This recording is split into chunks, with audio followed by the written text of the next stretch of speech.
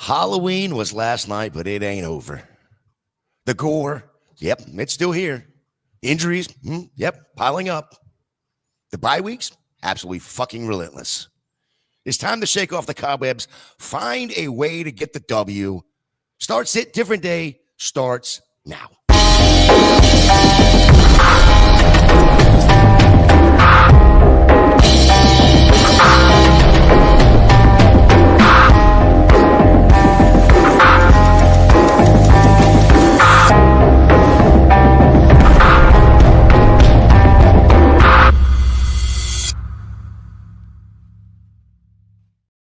Welcome to Club Fantasy FFL. This is Start Sit Different Day. Week 9 is here. So are we with Josh Hudson, Austin Amendola, and myself, Gator J. Remember, this show runs on your questions. Drop those Start Sit dilemmas in the chat because Start Sit Different Day does not happen without you.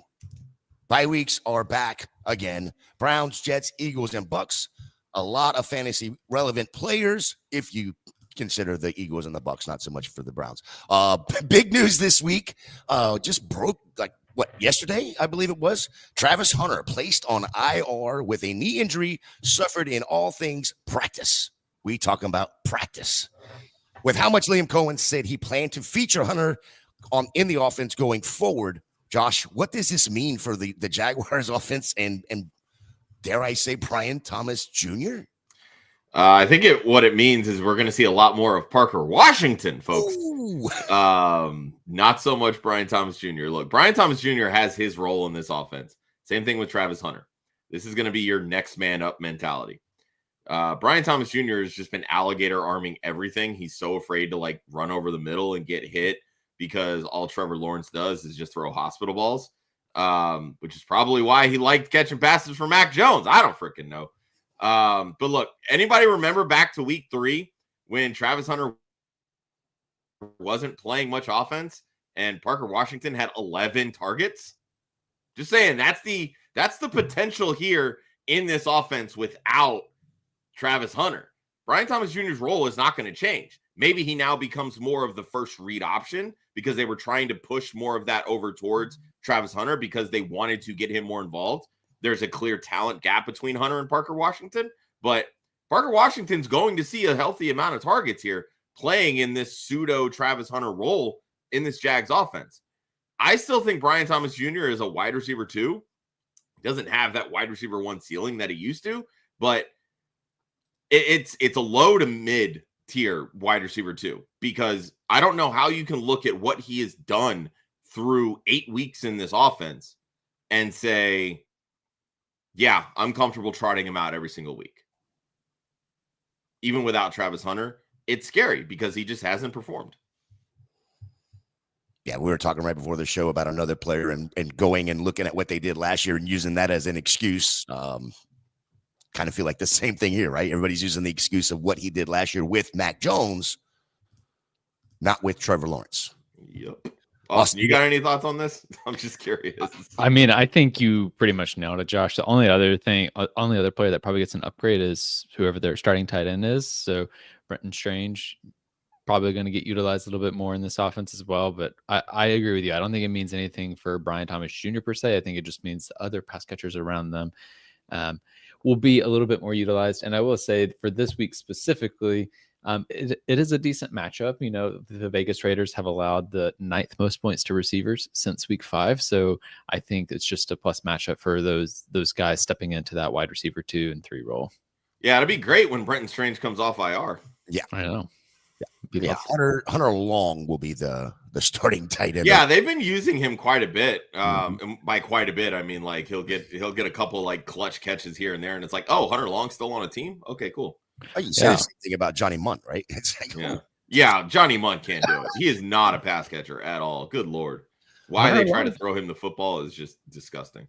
Hunter Long for, those DFS lineups at $2,800 on DraftKings. That's beautiful. Go. For those that don't know, Austin's our DFS guy here at Club Fantasy. Yeah, he's gonna. That's how he's gonna set his lineups. The DFS strategy. Yeah. Remember, Not playing Hunter Long in redraft, just in those DFS contests. Remember, make sure you hit that like, hit that subscribe over here on YouTube. If you're on Apple, Spotify, any other platform, hit the follow button so you never miss anything we got going on. We will get to the chat here in just a minute. If you want to jump the line, make sure you jump it with the super chat right there. Also, make sure you jump over in our Discord. Austin's always in there talking baseball, the DFS stuff. I've got the betting side. Josh is answering start sit questions and any other trade questions in there as well. Let's get over to some injuries that we have for the week, if you guys don't mind. At quarterback, we got Kyler Murray, Joe Flacco, Brock Purdy, all questionable, but Mac Jones will start. Running back, we got DeAndre Swift, Roshan Johnson, Isaiah Pacheco, Ramondre Stevenson, and Hassan Haskins all out.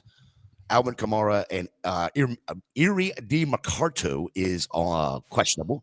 For wide receiver, we're sitting here looking at, of course, Travis Hunter, Terry McLaurin, Ricky Pearsall, Marvin Mims, Calvin Ridley, Luther Burden, Josh Palmer, Tutu Atwell all out. Rashid Shaheed, questionable. Cooper Kupp, questionable. I don't know, y'all don't really see this, but I love Ryan's note here for the tight end. No fantasy relevant tight ends are out. Dalton Schultz, very questionable.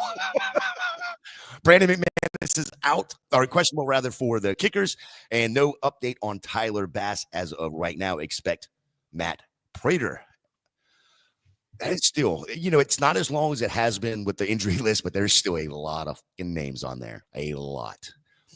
Let's jump over into the chat, guys. Steve jumps in and says, hey, guys, would you trade Spears and Ferguson for Laporta and Debo in a half PPR? He's feeling like Tony Pollard is going to get traded and worried about losing Spears.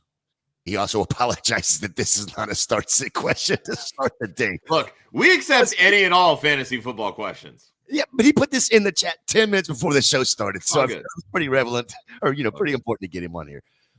So let's go back to it. Would you trade Spears and Ferguson for Laporta and Debo in a half PPR? I'll start with you, Austin.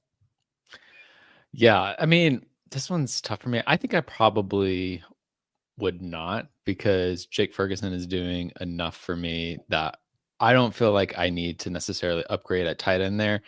And I don't know, Deebo Samuel, I am worried any week that he's going to just hit the IR and be out for the rest of the season. Like he's been dealing with injury throughout the course of the season so far. I feel like there's risk that just continues to play itself out through the rest of the year.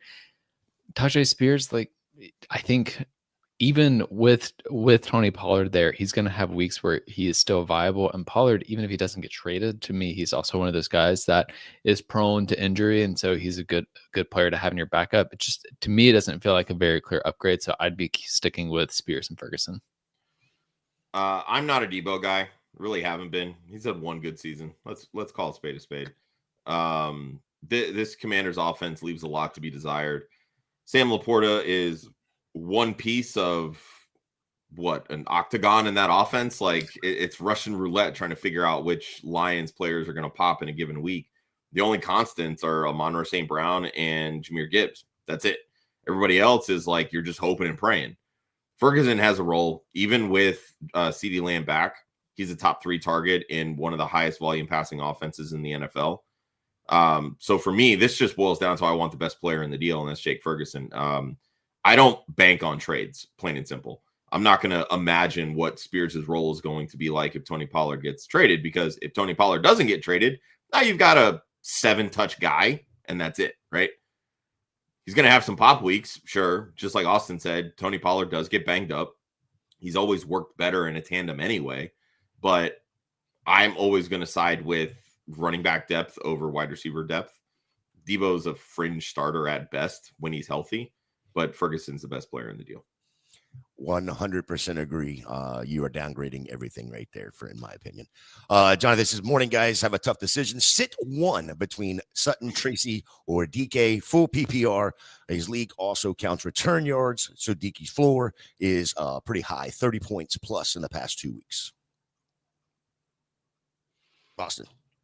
Yeah, I mean, I think the return yards is the key thing here for keeping DK in the lineup. If it weren't for that, I would be sitting DK because I do think Tyrone Tracy gets a good, healthy amount of carries this week to sustain a solid floor. But given that, I would sit Tracy in this situation. Cortland Sutton is just going to continue being the number one pass catcher.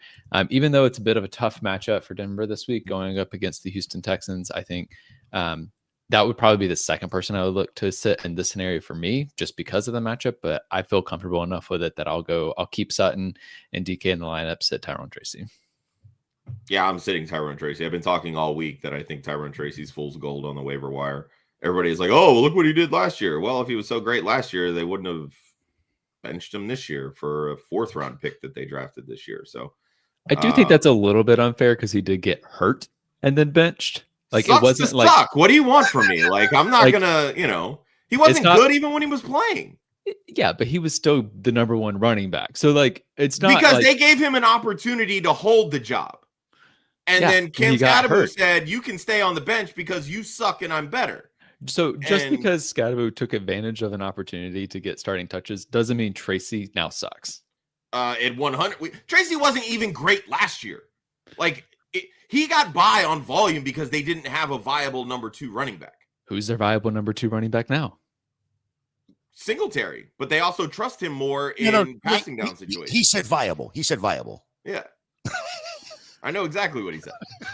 I'm just saying, like, we're going back to, okay, but here, Austin, another difference. What wide receivers did they have last year? They had a healthy Malik Neighbors. They're trotting out second string guys in Darius Slayton, who couldn't get anything, who hasn't done shit, mind you, since he's been playing. And Wan'Dale Robinson has had a couple of pop weeks. But, like, this offense is decimated right now. Now, it's so easy for a defense to say, I'm going to stop the run. Tyrone Tracy's not great at breaking tackles. He's also good at catching passes, though. Is he, though?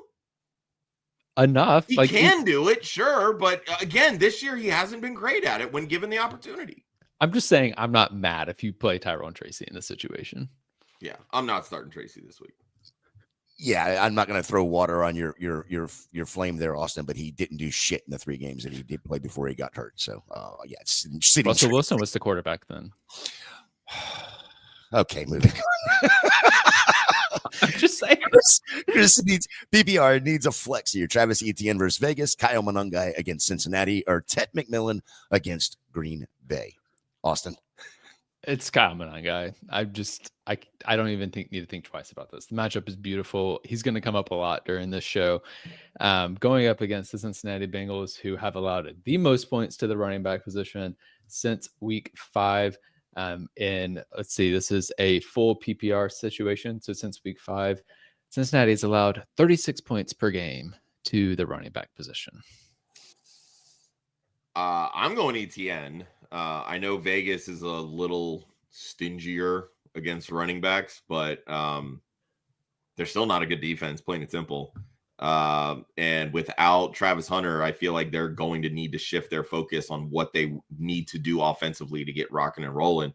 They give up touchdowns, Vegas does. ETN has a clear shot at 2+ touchdowns this week. So give me ETN, who also is a better running back than Monangai. So we got to see about that. Too. So let's look at Tyler right here. Appreciate the super chat, Tyler. Appreciate you, Tyler. Yeah, buddy. 12-man full PPR options for his team here.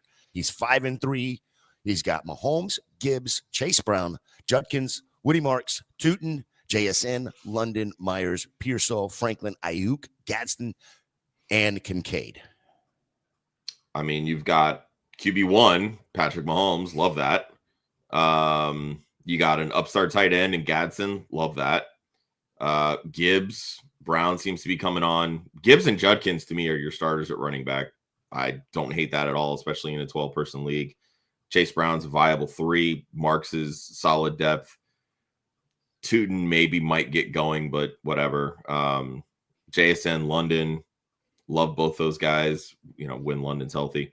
I think the biggest issue that I see with this team is the depth at wide receiver, because Myers is not a start. Pearsall hasn't played in what feels like 3 years. Troy Franklin is a flavor of the week. he's a good bench guy to have, but you just never know when he's going to pop off most times. There's a good chance that Ayuk may not even play this season. Let's be real here. I think Kincaid's a solid bench guy, but I would be trying to do something to get some depth at wide receiver, whether it's play the waiver wire. I hate to say it, but maybe there's a way you can downgrade at quarterback from Mahomes to, I don't know, see if you could get like a Drake May or somebody, like downgrade from there and maybe pick up some wide receiver depth. That's really what I would look to do. Yeah, I'm with Josh on this. That's the first thing that my attention got drawn to, as well as depth at the receiver position. The thing I will say about Jacoby Myers is it might be worth holding on him at least until the trade deadline passes, because he has been rumored as a top trade candidate. And depending on that, you might see him as stepping into a better role with that new team, or his value in a trade might increase, and you could probably find a way to move off him, get some other receiver that somebody is down on at the time. And I agree. To me, like, I would be looking to move Ayuk too, to see if there's somebody out there that believes that Ayuk is going to come back and be dominant, because I don't believe that that's going to happen. You can move him to the waiver wire. That's what you can do. Well, there's that too. Tyler, again, appreciate the super chat. Hope that helps, man. Yeah, I'm with these guys on that. I think that the worst part of your team right now is the depth at your wide receiver. So appreciate the super chat. But again, when you have JSN, he's right now putting up points for 3 wide receivers. So. Him and Drake London. I mean, Drake London is getting the volume, and when he's healthy. Yep, 100%. You good job there. Caesar says flex DJ Moore or Bill.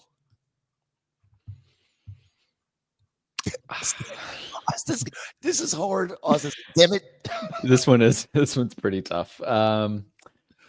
It's hard because I think if you had asked me this question last year, I would have said DJ Moore just because of the sheer upside, but like it hasn't happened yet this year. And so I feel really conflicted on that front, but I also don't think there's any upside there in this pass game. So I guess I would put it this way. If Joe Flacco plays, I'm going DJ Moore, because I think in that case, Cincinnati makes this more of a game and there will be more passing volume to go around in general.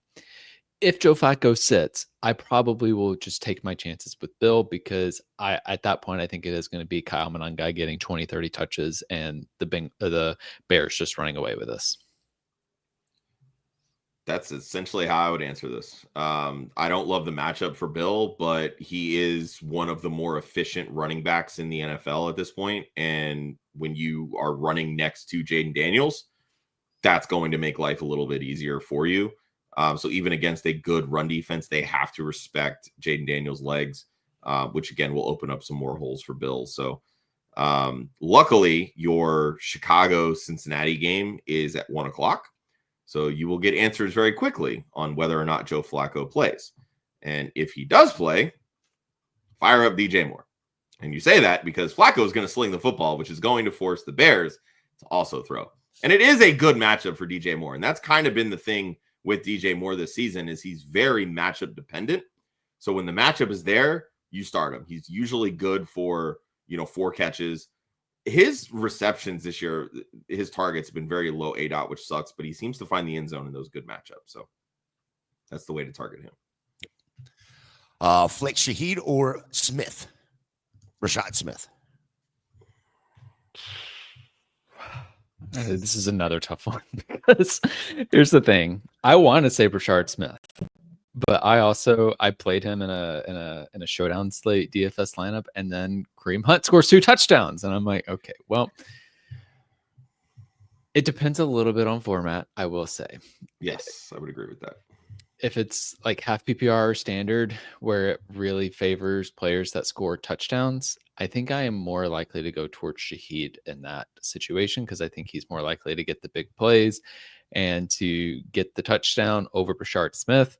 If it's a PPR format, I think Kansas City will use Smith more in the pass game. And so then I might lean towards him, whereas Shaheed, he will likely not get the target volume. The best news that could possibly happen for Rashard Smith happened. Isaiah Pacheco out in week 9. Give me all of Rashad Smith this week. I don't care what format it is. I'm all in.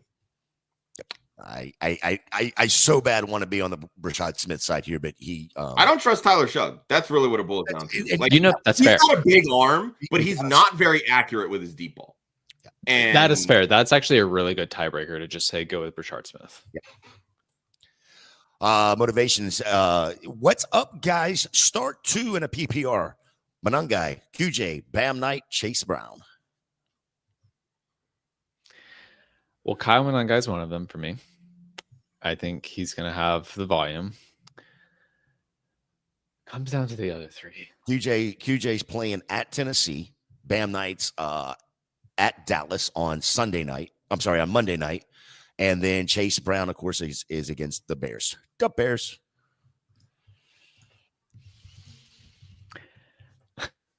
I think I lean Chase Brown in this for these reasons. First, Arizona, I don't trust how they will manage their running back room to know that Bam Knight's going to be the number 1. There have been multiple occasions this season so far where whoever the previous number 1 was got hurt, and I tried to predict who the new number 1 would be, and it was like, oh, it was 2 or 3 different guys, and I couldn't figure out who actually was going to get the touches. So I'm a little bit nervous to run towards Bam Knight in that situation. The only reason I'm not saying QJ is because I think that the Chargers will be able to run the ball really well in this matchup against the Tennessee Titans, and so he won't be able to get there on volume. And so because of that, I lean towards Chase Brown, especially if this game stays close and Joe Flacco's is starting and able to keep it close. I'm going to lean QJ. I'm going to buy into Joe Zolo's prediction on Wednesday that QJ scores a touchdown, because it takes a lot for Joe Zolo to say, you know what, let's start QJ, the guy that can't catch the football. So I'm going to listen. But no, it's a good matchup. Tennessee just traded, one of their top corners, and that defense is an absolute dumpster fire. And I feel like that's really what LA is doing right now. They're just throwing the football all over the place. There's not going to be a need to get Keenan Allen involved in this game. Keenan Allen is their clutch third down guy. So I think this is going to be a matchup to where they'll get QJ in space and they'll run up more of the, design plays that get him open where he can utilize his speed for yak. I'll probably lean Monangai there. I've been very down on Bam Knight because I think he's going to get game scripted out. Every single home game this season, Dallas has scored 40 or more points. Arizona's not running the football. I'm sorry. I don't care how good of a matchup it is for Bam Knight. So give me QJ and Monangai. Yeah, I cannot start Bam Knight. Arizona doesn't have a wide receiver 1 on the season. And this is the prime opportunity for Marvin Harrison Jr. to become a wide receiver 1 this week. Jason said, need 2 running backs and 1 flex, half PPR. ETN, I'm guessing Kyron Williams, or is it Kenneth Walker? Kenneth Walker, okay. Sharps, Chase Brown, Diggs, or Josh Downs. Also, drop Judy for Spears. I'll save you the time really quick. You can drop Jerry Judy. You should never have drafted him. Next question. Anyway, he's got Pollard. So yes, I would definitely say. I already knew Josh would say drop Judy. You didn't know. I don't care who you're picking up. Just drop Judy. Austin, he needs 2 running backs and 1 flex and a half PPR. Who are you going with? Yeah, I think I'm going Travis Etienne, and I don't know. Flip a coin and pick which Seattle Seahawks running back you want. I think either one of them will be better than Chase Brown. I think Kenneth Walker still is going to be kind of their red zone guy, so I'll lean towards him. So Etienne and Kenneth Walker, and then 1 at flex. Give me Josh Downs. I think the Indianapolis Colts are going to need to pass the ball a little bit in this matchup. We'll talk about this game a little bit later. It's only a 3.5 point spread. Expected to be a close game against the Pittsburgh Steelers, and Pittsburgh has not been good at defending receivers. I think Josh Downs can get there on volume. It's ETN for me. That's the guaranteed running back. If Flacco plays, I'm going Chase Brown, and again, that's a 1:00 game, so you can make that decision. If Flacco doesn't play, pivot to Kenneth Walker. I kind of want to lean Diggs. Atlanta's been a little tougher on wide receivers, but I like Diggs from a volume perspective. Austin's every point he made for Josh Downs is great. I'm not gonna sugarcoat that. Like, that is the most expensive and most disgusting secondary I've ever seen. They're so incredibly overrated. Yeah, just I'm give me Diggs. Yeah, I will say in your favor for Diggs, he lines up in the slot 40% of the time, and the Falcons, not known for good slot corners, has not been their strength for the past 2 years. So he'll have good situations and ability to make some big plays. Oh, and by the way, that's coming from a Falcons fan.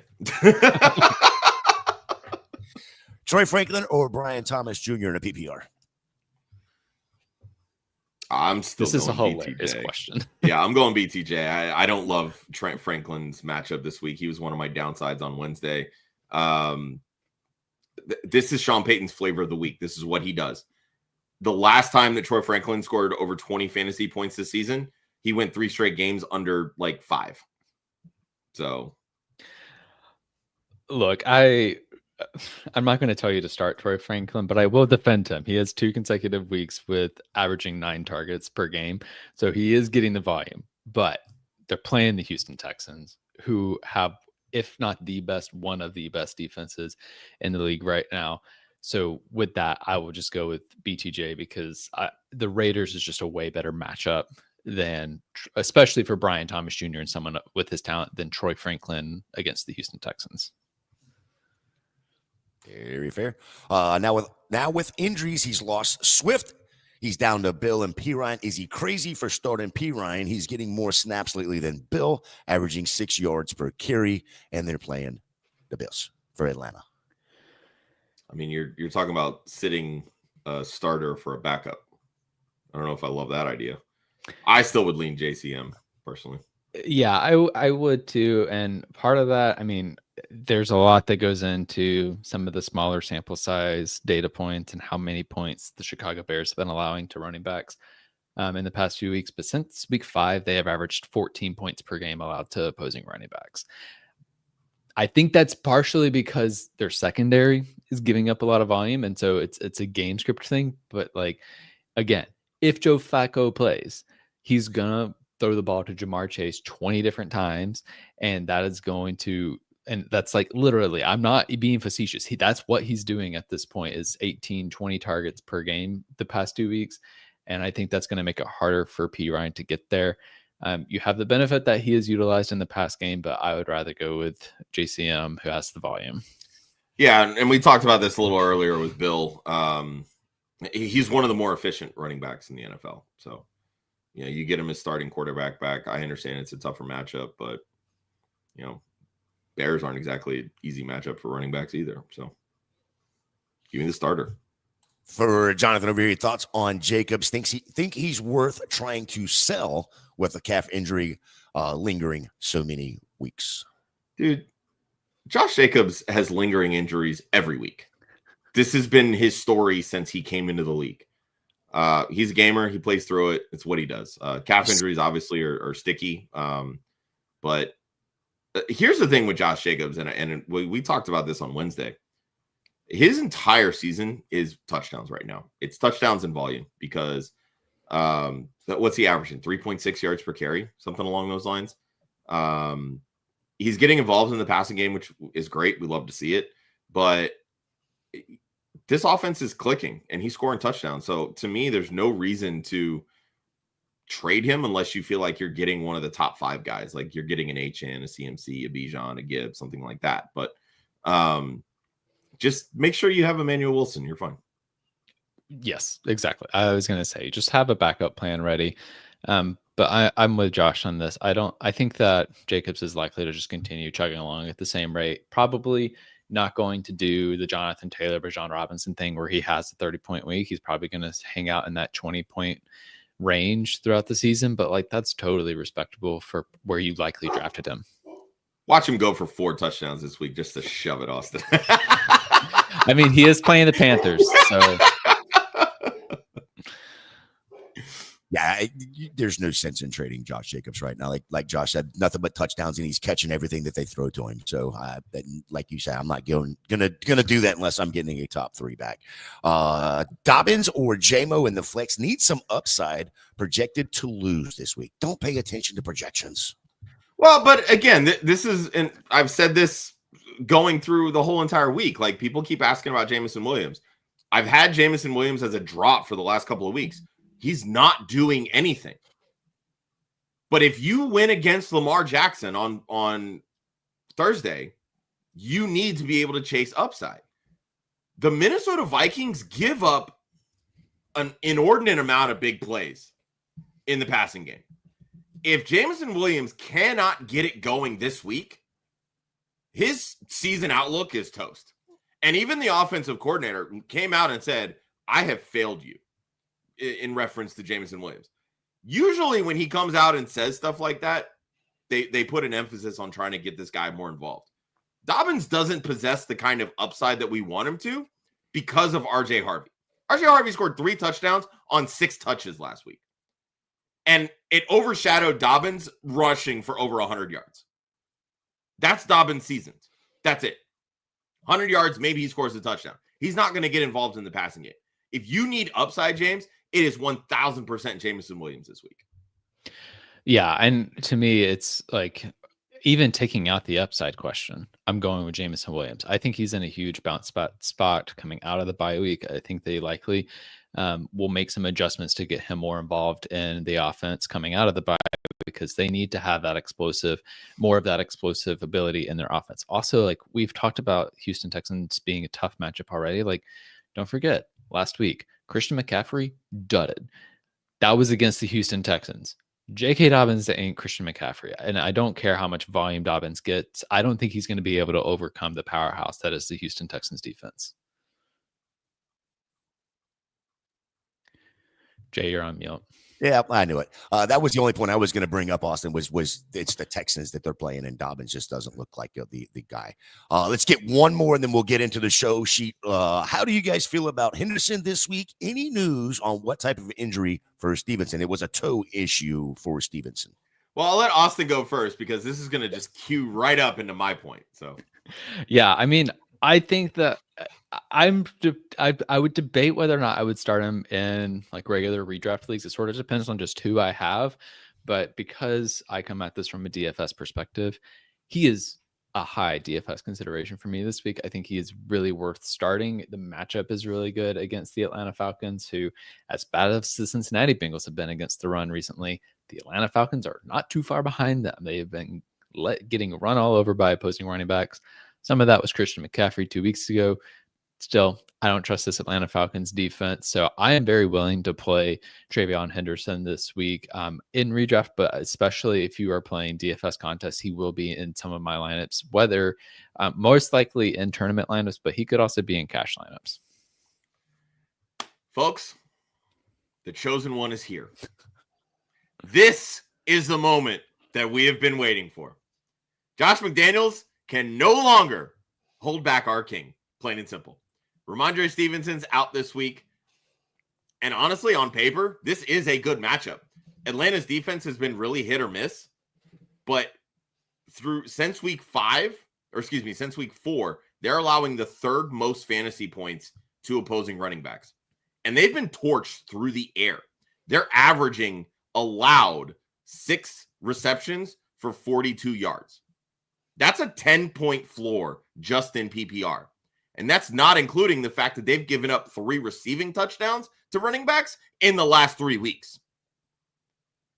This is what TreVeyon Henderson does well. So the alarming part here for me when it comes to Josh McDaniels, who has a long history of throwing to the running back position, they're only targeting the running backs 18.2% of the time this season. Both Ramondre and Henderson are averaging just over 2 targets per game.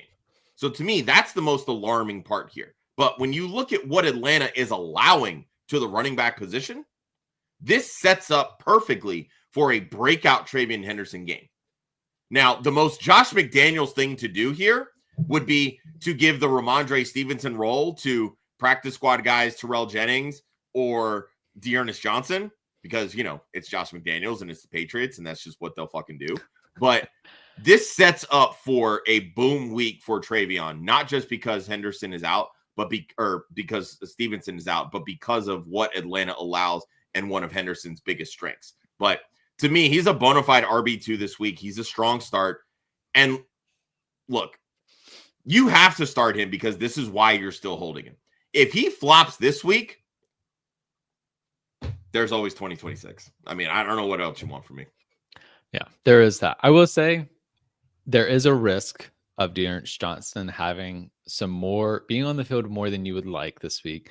The main reason being that part of the reason Ramondre Stevenson has been on the field as much as he has is because of his pass blocking ability, and the Falcons blitz at the highest rate of anybody in the league.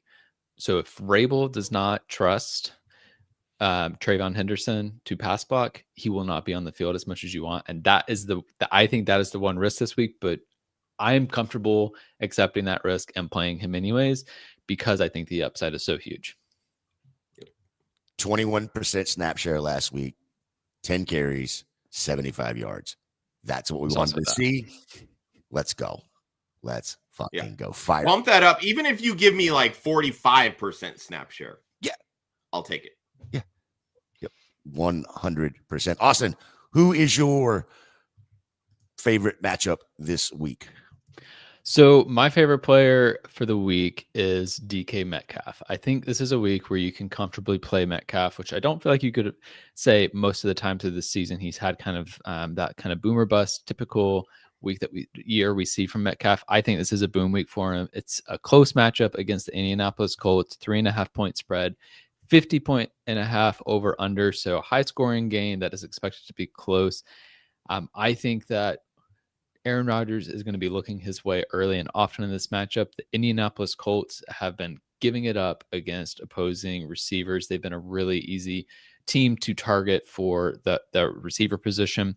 Also for DK Metcalf, I wanted to flag that for him. He is right now, according to PFF, has the 7th most points per touch among receivers. The only players who are ahead of him in that metric are all like big play touchdown specialists. They're Tutu Atwell, Tyquan Thornton, Luke McCaffrey, Torrey Horton, Kayshon Boutte, and DeAndre Hopkins. None of those guys are getting the amount of volume that you would expect from DK Metcalf. You should start him. He's gonna get the volume and has the efficiency to get there. I got nothing to add. I love it because Indy sucks against wide receivers. As much as you hate DK, you're gonna. I love DK. What are you talking about? Look, my guy, we've talked about him a little bit this week, already on the show. But it's Kyle Monangai. The matchup doesn't get any better. The poorest, defense for the Bengals. He's only game with 10 or more touches this season. He produced 94 total yards and a touchdown. 15 touches in week 7 against the Saints. I get it. It's the Saints, whatever. Monangai profiles to be a wide receiver 1. Now, I'm going to pick on Ryan right here for a second because I know he updates pretty regularly his weekly rankings. For some ungodly reason, he has him ranked RB 18 in PPR leagues. Because he doesn't catch passes. It doesn't care. I don't care. He's gonna end up in the end zone at least once. Listen, it's the Bengals. Stop it. I will personally play him over Chase Brown, Jalen Warren, Tyrone Tracy, probably even Travis Etienne. Listen, he's rostered in 63%, which is a fucking travesty. As soon as the Swift injury news came out that he was going to be out, that should have shot right on up. Unfortunately, 63%, he's rostered in every single one of my leagues. I can't go get him anymore, but you should absolutely go get him right now. High-end RB2, low-end RB1 for me this week. Anything else to add, Josh, as much as we've talked about him already? I mean, he's kind of just, I look at him the same way that I look at Henderson. He's he's in that RB2 conversation with RB1 upside. Yep. Very fair. Yeah, I very much am in on Monangai this week. I think it's a killer matchup for him, and he will get enough volume to get there for sure. Yeah, I think the encouraging part has been they've been using him a little bit more in that offense, and I feel like he's getting more comfortable, which that sets him up for success for this week in a good matchup. Yeah, and let's also not forget Breece Hall, who has been sort of nowhere for most of the season, rushed for 133 yards, scored 2 touchdowns against the Cincinnati Bengals defense in a Jets offense that is broken. So I think Chicago looks much better than the Jets, and Monangai would be just fine. Broken offense. Is that what you would call that, Austin? A broken offense? I would say so. Well, I will not say a put too, together offense. So. Not put together at all. just for the DFSers out there, if you are playing cash lineups, double ups, head to heads this week, I have a suspicion that Monangai is going to be the free square this week. I think it will be a mistake in cash lineups to not play Monangai. Love it. Love it. Don't forget, hit that like, hit that subscribe over here on YouTube, Euro on Apple, Spotify, any other podcast platform. Hit that follow button so you never miss any of our content. Again, like Tyler earlier, if you want to jump your question to the front of the line, hit that super chat for us. We will make that happen. And again, join us over in the Discord. We are always talking football, baseball, DFS over there. Michael jumps in. Maynard, Parker Washington from my wide receiver. On my other team, it's Leggett, Loveland, AJ Barner. I don't even know how to say the last one. Chiga Conquo. Oh, it's Okonkwo. Okay. Okay. Anyway, first, what are we going to start with here with Austin? Maynard, Parker Washington for his wide receiver. I'm going with Parker Washington. I learned my lesson with Maynard last week. Did not work out for me. I mean, I still cashed, for the record, Josh. I see you over there laughing. I still made money, but I'm not going that route again. I think Washington's just going to be able to get the better volume. The issue with Maynard is that he is dealing with both DK and Okonkwo for targets. I think both of those guys get an upgrade. Yamanor, I think he's still going to be like he has touchdown upside, so like there's that possibility, maybe in half PPR. But I still would rather go Parker Washington. Look, when Tennessee trails, they throw. Even last week, Maynard and DK both had 8 targets. Problem is that Maynard is just not doing much with the targets.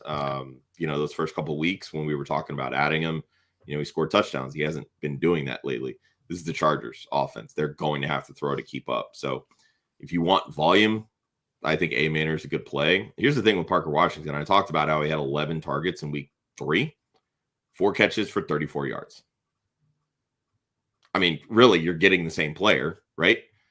I think one has a better shot at scoring a touchdown. That's Maynard. So I would lean there personally. The other question, I do like Loveland this week against Cincinnati, truthfully. Leggett's not a tight end, so I don't know why that's in the conversation, Michael. Well, and I would pass on Loveland this week because Cole Kmet is expected to play this week, and it's been enough to deplete Loveland's opportunities.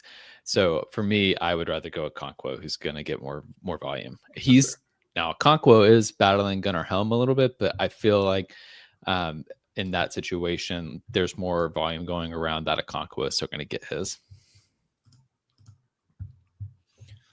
All right. Alex needs 2 for the flex and PPR. Wandale, Dowdle, Higgins, or Henderson.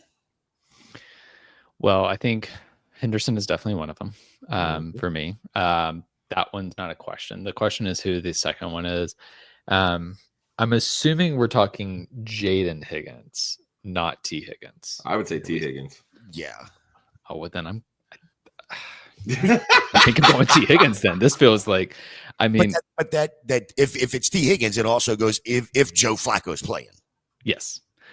I think that's if it's fair. Browning, we're not touching that. No, if it's Browning, then I go Wandale Robinson because I think they have no other receivers to throw to, and I think that the Giants are going to need to throw the ball in this matchup. Yeah, Alex does chime in. It is T. Higgins. Yeah, for me, it's Henderson. If Flacco plays, it's Higgins. If Flacco's out, then it's Wandale. I want nothing to do with Waddle against Green Bay this week. Dowdle, excuse me. Yeah, they've already come out and said that they're basically flipping the roles and Chuba's going back to the 2 and Dowdle popping up. Which, hey, you know what? Great in any other week, not against Green Bay. So, yep, Very, very fair. Let's see. Should I start Dak or Stafford? And should he start Rico, Monangai, Pirine, or Mason? Need to pick two of them. Thank you. So let's start with the second one. Starting Rico, Monangai, Pirine, and Mason. Need to pick two. I mean, again, for me, Monangai is one of them. Clear, easy, far and away above beyond the others. I think the one that I go with then is Rico Dowdle as my second, just because Pirine and Mason, they're both the second running back. As soon as Aaron Jones came back, Jordan Mason's opportunities to get high volume went away, and Rico Dowdle has been named the lead running back. So I'm going with Dowdle and Monangai. Even with the bad matchup, I would rather pick Dowdle just because of the volume will be there. Yeah, it's Dak for me. As I've said already this episode, Dallas at home, no less than 40 points. Guess what that means? Dak gonna be slinging. I think Stafford obviously has a good matchup against the Saints, but that Saints defense, man, I tell you, they could give up 40 or they could allow 10. It's wild. They held Baker in check last week. Dak is the easy matchup for me. And I too would go Monangai and Rico Dowdle. I'm not starting backups, basically. Yeah. And I agree on Dak Prescott. Also, just the game environment is so much better for Dak Prescott than it is for Matthew Stafford. So the Dallas Arizona game, it has a 54 and a half point over under this week. That is the highest Dallas scoring 40 of that. So the sports books don't think so, but it is the highest scoring game environment of the week. It's only a 2.5 point spread too. So they think that it's going to be a close matchup. For the Rams, they are favored by 14 points, and that just lends itself to Kyron Williams having a big week. Yep. Very fair. PPR start 2 for the 305 here. London, BTJ, Marvin Harrison, or George Pickens. I think probably London and Pickens.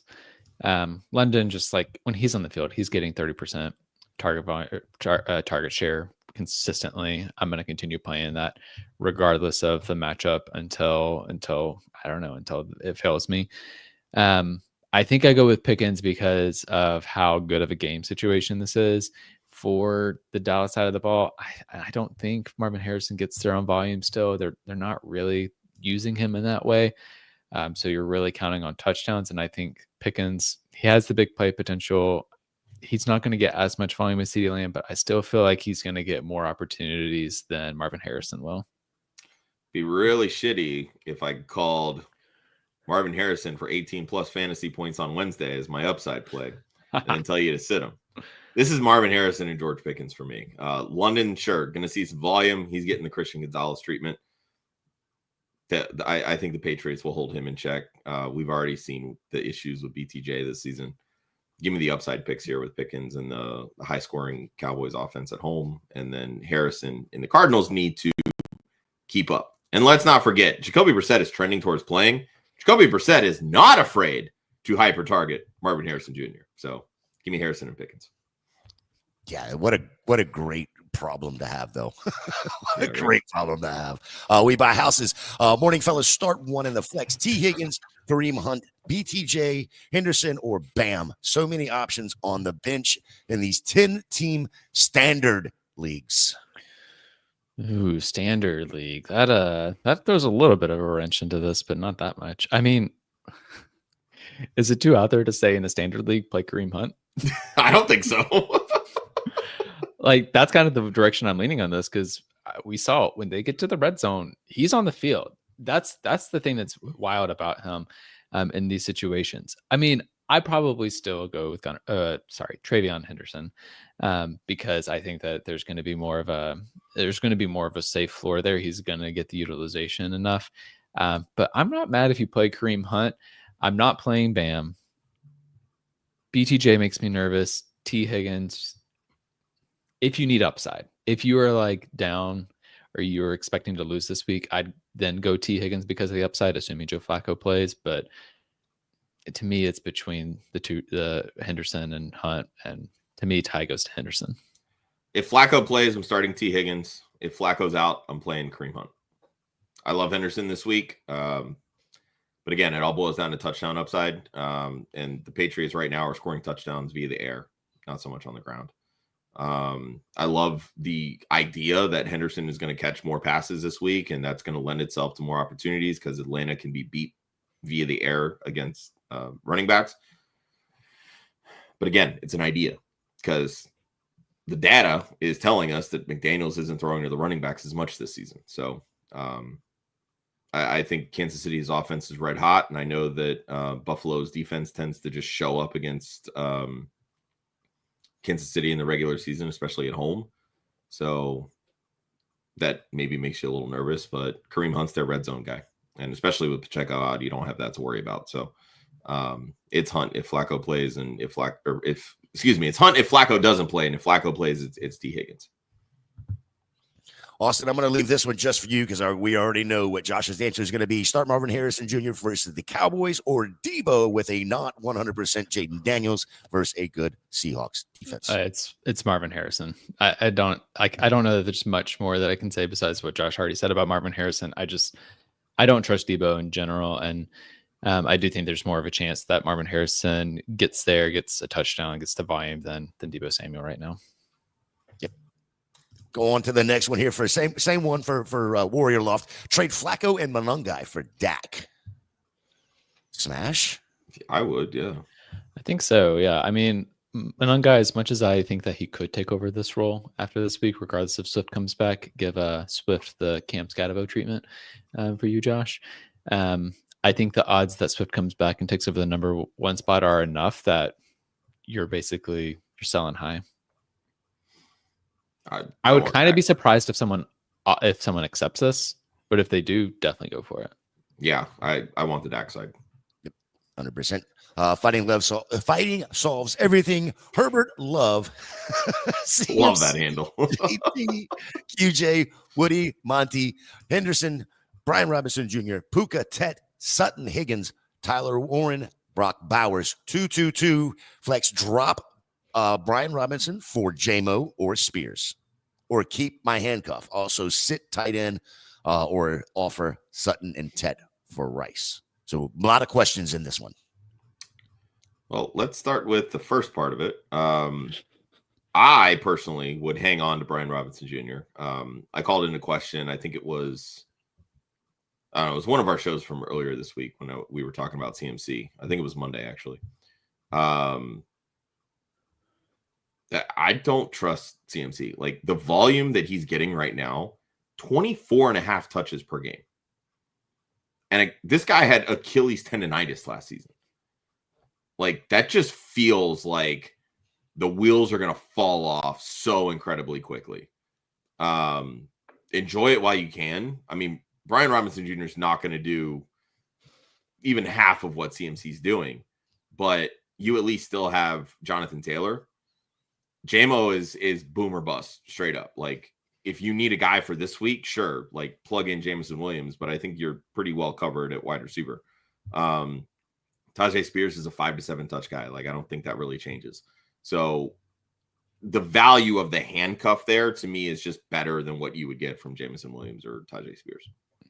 Yeah, I feel like, to me too, like, just looking at your roster, I don't really feel like you need Jameson Williams or Tajay Spears. I feel like you have guys that give you the same upside already on your roster, so I'm not dropping Brian Robinson for that. All right, the second part of that. Yeah, his last question here is, does he sit tight with this current roster, or does he offer Sutton and Ted McMillan for Rashid Rice? Go get Rashid Rice. Yes. If somebody's taking that offer, you take that. Yeah, and then trade one of your tight ends for a wide receiver to fill that extra spot. That's what I mean. You don't even need to do it at that point. You could just play Puka Nacua, Rashid Rice, and then I'm just saying, but it offers you a little bit more depth. I mean, I see what you're saying. Bowers has already had his buy. Maybe just sell the name, or trade Tyler Warren for the upside because his buy is coming up, and just ride with Bowers if you trust him the rest of the way. But like that's truthfully what I would do. Yeah, I was just looking up bye weeks here, but you nailed that as well. So Danny Henderson, Brashad Smith, or Woody Marks. I think we're all on the Henderson side here. Correct. Yes. All right. Make it real easy. See, sit 1. Ginty, Chase Brown, Monangai, Bam, Tyrone Tracy. I am sitting Bam. I don't trust this Arizona Cardinals rushing offense. The other 4, I at least can either see them getting there on volume or from a good game environment. Yeah, I want nothing to do with Bam Knight. I don't care how good the matchup is. All right. Then we move over to Wendy. How you doing? Jennings, London, or Harrison Jr. need 2, so sit 1. And I think it's every single one of us are going to sit Jennings here. Correct. Yes, I think there are scenarios where Jennings is worth a start, but not over Drake London or Marvin Harrison. Nope. He's a start over Pearsall. Bam Knight or Monangai? We're all on Monangai here. Monangai, Let's see. Kenneth Walker, Woody Marks, Rico, Bam for his RB2. Probably Walker for the upside. I think so too. I feel like I've tried the Woody Marks route, and then Nick Chubb has a week where he just gets all the volume. So I'm going to stick with Kenneth Walker here. Yeah, I just wish Charbonnet would stop stealing his touchdowns. Same. So Rico doesn't even. We're still this. We're not touching Rico. Oh, he's not an RB2 for me this week against Green Bay. QJ or Butte in the flex, full PPR. Oh boy. I think fortunately I have this on my page still pulled up here. Kayshon Boutte lines up in the slot only 12% of the time. He's primarily lining up outside. That is where the Falcons secondary strength is AJ Terrell, and I forget his name right now, but the other outside corner / safety spot is where the Falcons are strong. They give it up to slot receivers. They don't usually give it up to guys who are playing outside. So for that, I'm going with QJ. So we're allowed to slot shame the Falcons defense. Is that it? Exactly. Wow. Yeah, I mean, I get the hesitations with QJ because he's had 3 straight bad weeks, but I said this before. Keenan Allen is the safety net guy. They don't need safety nets against Tennessee, so I think you're going to see a lot more design plays to get QJ open this week. I'm fine going QJ over Boutte. He might get a touchdown out of Boutte, and that's really kind of where you're banking on his value this week, in my opinion. It's getting that deep shot over the top. Warrior Loft wants to know trade Kyron and Monangai for Gibbs. In a heartbeat. Yeah. Yeah, I would do Go it. get Gibbs. Best player in the deal.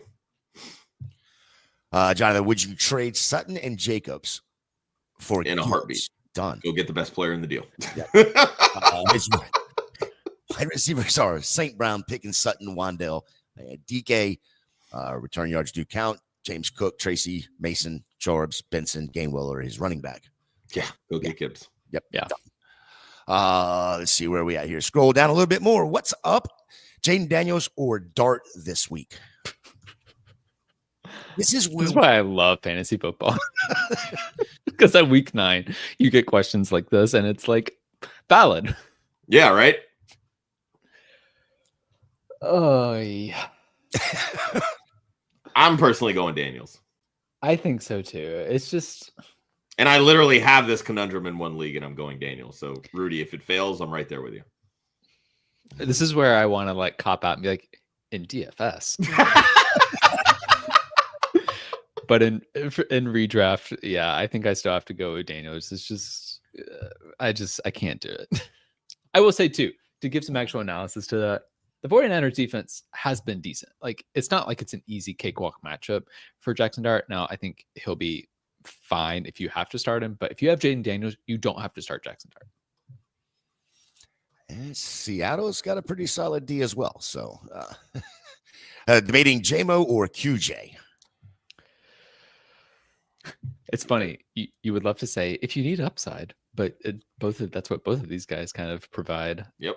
I was thinking, Josh, I was thinking that Austin was going to go, this is where I want to cop out again in DFS. There's that too. I am playing JMO Williams and DFS for the record in those tournaments, but Oh, I think like, how do these guys play at 4:00? No, you have to make the decision because the Chargers play at 1. I'm going JMO. Interesting. Yeah, they both play at 1. Oh yeah. Well, I don't mind either one. Frankly, it's like trust your gut is my take on this. I think both have the chance of popping off. I think I would lean QJ just because I've seen it more consistently. That said, but like as I said earlier, JMO I think is in for a huge bounce back spot. Very fair. Darnell Mooney, Tyrone Tracy. Tyrone Tracy. We're not doing Mooney again, are we? No, he's not been the volume guy this season that he was last season with Penix. Yeah, it's Tyrone Tracy. I mean, shit, Mooney couldn't even do it last week without Drake London. Like, that's what I was about to say. It's Tyrone Tracy. All right, Josh, let's get to the lightning round here. We're an hour into it. It is time to get through this. All right, Monangai or Kamara, half PPR. Monangai. Bam Knight, J.K. Dobbins. Do you have to pick either? Dobbins. Yeah, take the better player. I don't care about the matchup at this point. In DFS. Bam Knight's going to get game scripted out. It's Dobbins. In DFS, it's still Dobbins. PS. How do we feel about Theo Johnson?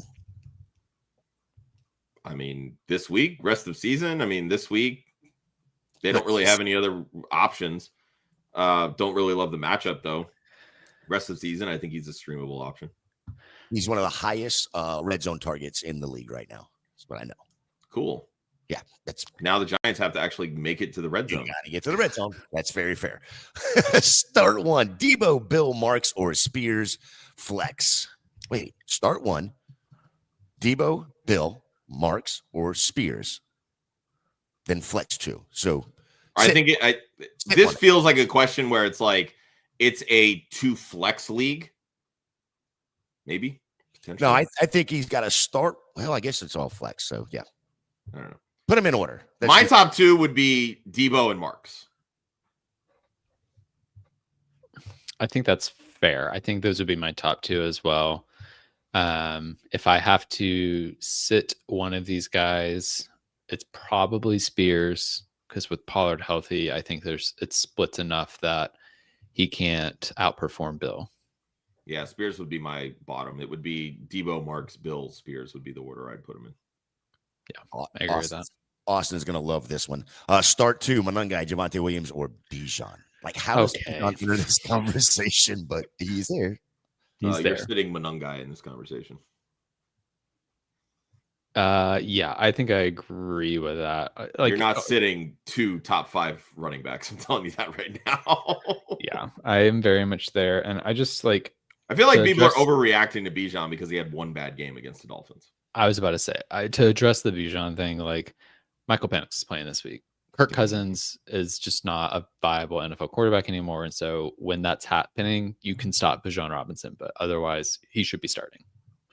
He wants his QB1 opportunity on the couch, I guess. I have to start 2 PPR, Drake London, DK Metcalf, Nico Collins. So starting 2, which one are we sitting here?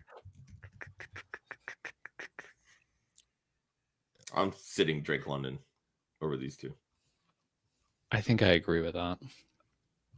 Very, very. I don't like it, but I agree with it. I mean, champagne problems, right? Yeah. Baseball shorts. Hey guys, should I pick up Rashad Tootin or drop Pacheco? If you listen, you should always drop Pacheco. If you listen to anything Josh says, you should have dropped Pacheco 4 weeks ago. Yep, pretty much. No, look, right now the only reason to roster Baseball Tootin is if you have Travis Etienne. Yeah. Like he had a couple touchdowns early in the season, but his usage has just gone to shit. He hasn't picked up the offense very well. They're not getting him as involved. Travis Etienne is running about 60% of the snaps on offense. So Tootin really doesn't have much of a role. So the only real reason to roster Tootin is to protect yourself if Travis Etienne gets hurt.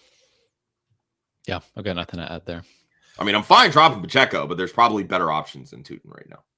Should I trade A.J. Brown and Hampton for Nico? I mean, this is a 1-for-1, honestly, A.J. Brown for Nico, because every timeline we get from Hampton, it gets pushed back. So I'm not banking on Hampton at all. So pick your preference. Do you favor AJ Brown? Do you favor Nico Collins? For me, it's AJ Brown. Yeah, I still think it's AJ Brown for me too. I feel like the talent is there. He's gonna bounce back.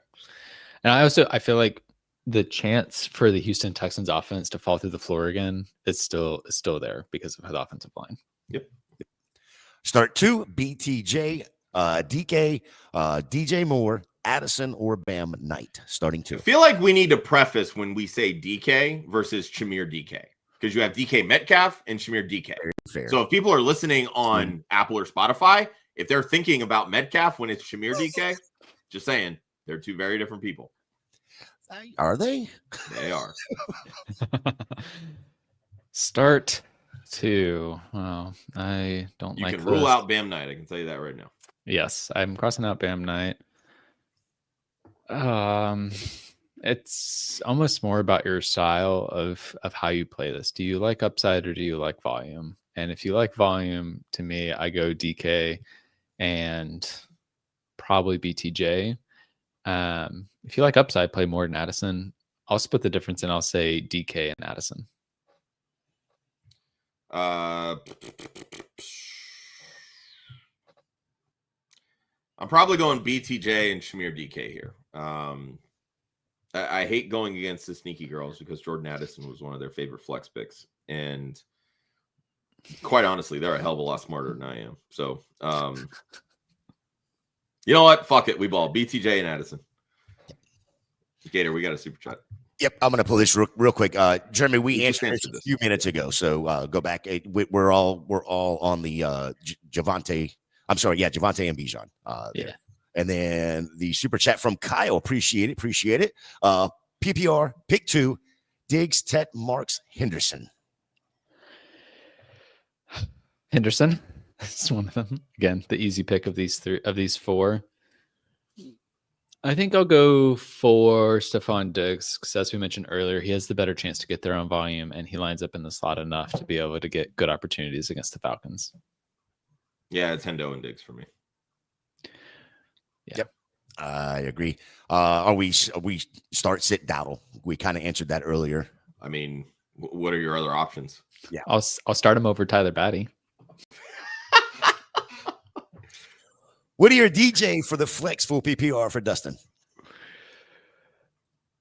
I'm still going DJ Moore. It is a good matchup, and those are the ones that he wins. It's a good matchup. I would go DJ Moore. Yeah, that's fair. I agree. Okay. Hunt, Dowdle, ETN, sit 1. Dowdle. I'm sitting Dowdle. Sitting Dowdle.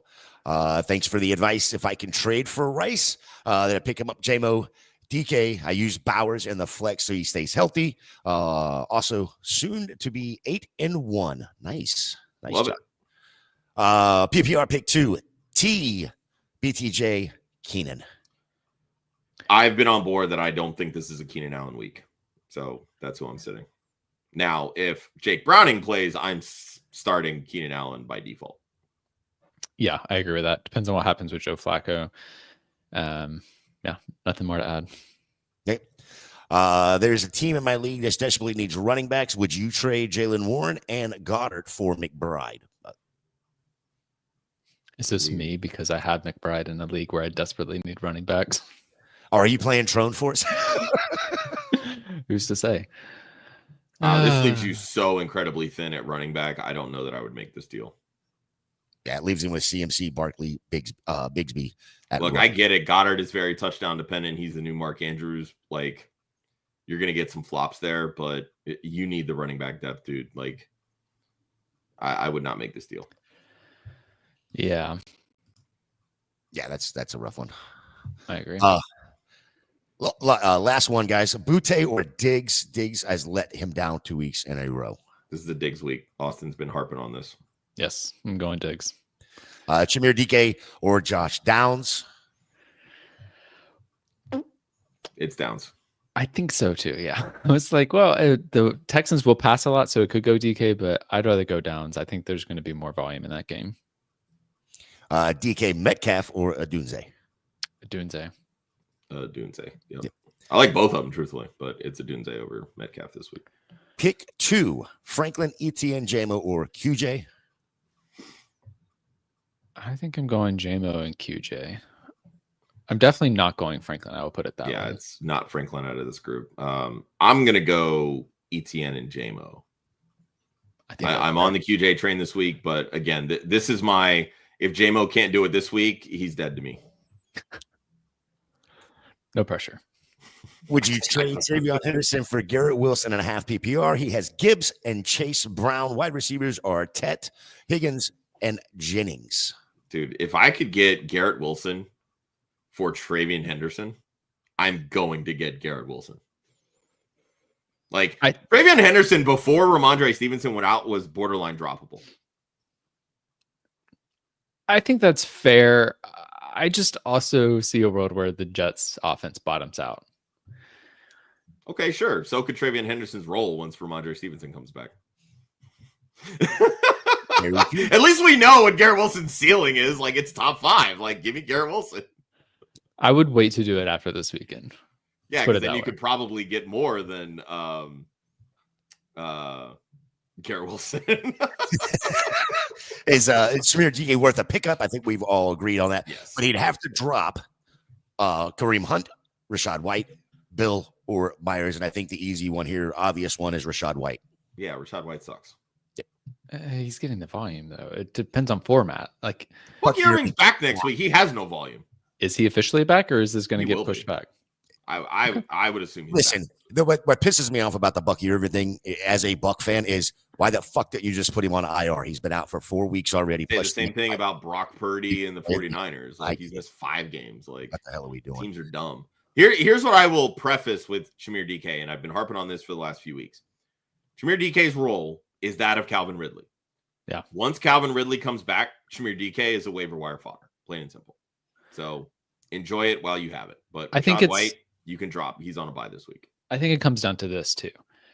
Do you have to win this week to stay eligible for the fantasy playoffs? Because we're getting to that point of the year where that's the type of decision you're making. Those decisions 100%. And if that is the case, yes, he is worth a pickup. If you are like comfortably in playoff contention right now, I don't think you make this move until after the weekend. Very fair. Very fair. Start 2, Ashton Genty, Tracy, or Vidal. Sitting Tracy. Agree. Parker Washington or a De'Ami Brown full PPR. This is where we got. That's interesting. I'm going to take the volume of Parker Washington. De'Ami Brown is just a deep threat. Yep. In DFS, De'Ami Brown in tournaments, Parker Washington in cash. I love it. Love it. Start Kenneth Walker or TreVeyon. TreVeyon Henderson to the moon. Yeah, TreVeyon. All right. Flex, full PPR. Need a flex. Chase Brown, Tet, Jalen Warren, or Monangai. I'm not sitting Jalen Warren. You're not sitting Jalen Warren. Okay. Very fair. Austin? I would be tempted to go Monangai. Okay. It would be Monangai for me. Jalen Warren, I understand it, but I would go Monangai because I think he scores 2 touchdowns. This is what my preface, and we go through this literally every season. These backups that fall into these starter roles, we want to play them. We do.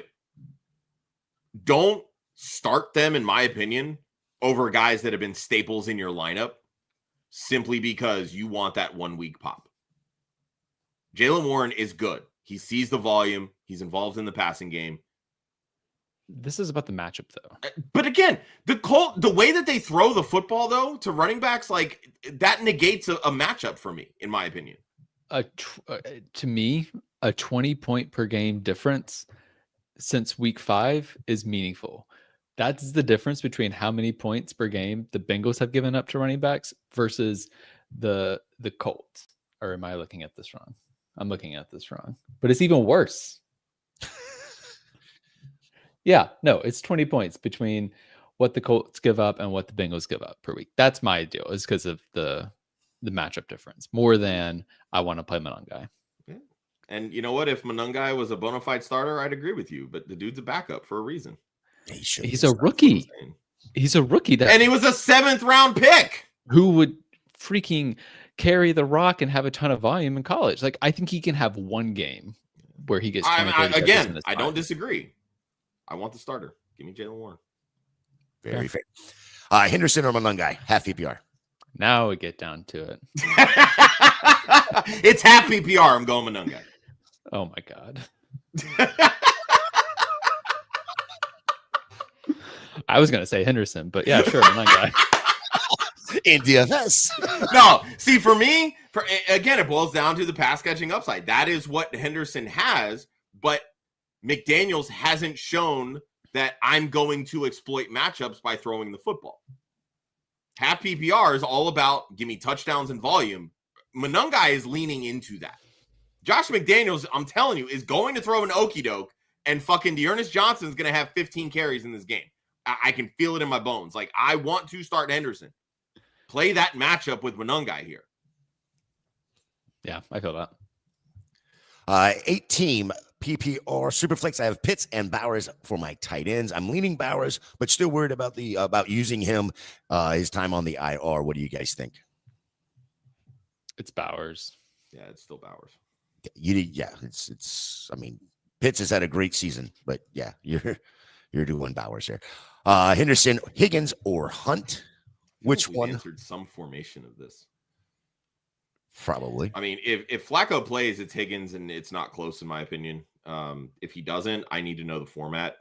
Like if it's standard or half, I'm going Hunt. If it's PPR, I'm going Henderson. Yeah, but it's Higgins throughout if Flacco plays. I completely agree. Austin, I believe this is directed directly to you because of the smart advice you just gave. Extremely smart. Fuck you. Yeah. We just did that one, right? Yeah, we did that one. All right, flex Henderson or Keenan Allen. I've been very on the this isn't a Keenan Allen week. It's Henderson for me. Yeah, I'll go that way too. If there's a chance the Pats screw us and start, is there a chance the Pats screw us and start? I've literally been saying that all episode. Yes, there's 1,000% a chance that this happens because that's such the Josh McDaniels thing to do. I think it's a small chance. I'm not that stressed about it. Not 1,000, Josh. Not 1,000. Diggs over Allen?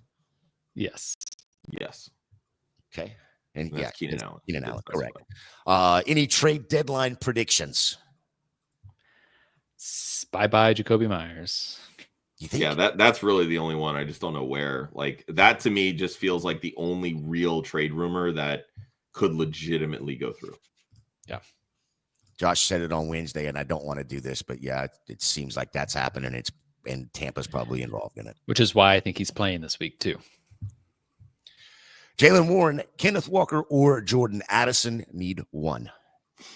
I'm still going Jalen Warren, but like I said, the sneaky girls love them some Jordan Addison this week, and after all 6 of their picks topped 17 fantasy points in week 8, kind of feel like I need to go Jordan Addison and listen to them. So. Yeah, I think I would probably lean Jordan Addison, but I understand playing Jalen Warren. Michael says he traded Adams and Olave for DJ Moore and CeeDee Lamb. His new starters are CD, AJ Brown, DJ Moore, Brees, JT, and Bijan. I mean, you got the best player in the deal, CeeDee Lamb. Yep. Yeah. Kudos. Jared Goff, Sam Darnold, super flex. He's got Josh Allen. It's Goff for me. Definitely Goff. Ferguson and Kyler. Oh, okay. So that was a continuation of... That was continuing on. Good morning. Ted, Marvin Harrison Jr. for his wide receiver 2. Marvin Harrison. T. Woody for his wide receiver. I'm sorry, running back 2. Also, flex Kittle over any of these in a full PPR. It's Marvin Harrison and Monty for me. And I would be okay with Kittle over Monty. Yeah, I agree. I would go Harrison, Monty, and I would flex Kittle over any of the remaining players up there. All right. A couple more, and then we'll get the hell out of here. 12-man, 5-3 second place start. Darnell Mooney, Woody Marks. Woody Marks over Mooney. Okay. Yeah. Bench Cup, Algiers going against Josh Downs, Brian Thomas Jr. Who would you take on waivers? I mean, look at on waivers rather. Tammy, we don't know who's on waivers for you. Yeah. Now, if we're looking at Tammy, jump over in the Discord and drop it in the Discord and tag Josh in there he will be. Yeah, that would be the easiest way to do it if we're being honest. I'll drop the link here in the chat one more time. But yeah, I mean that's such a loaded question. It's really difficult to kind of talk in terms of what ifs. Yep. What are we doing with Bam Knight? Practice reports not encouraging. Pick Bam or Wandell. You're leaving Bam on your bench and pick starting Wandell. Exactly. All right, last one for the day. Darnold, Caleb Williams, now that Kyler is out. I haven't seen that. Did we get that confirmed? They have, I mean, unless it's come through while we're on the show. That's always questionable. Kyler has been limited. I think he was thrown with the second team on Friday. So it's trending towards another Jacoby Brissett week. Look, if Kyler plays, it's Kyler, but you're not going to know that because it's Monday night. So to me, you're just picking between Darnold and Caleb Williams. Caleb Williams has one game over 12 fantasy points in his last month. It's Sam Darnold for me.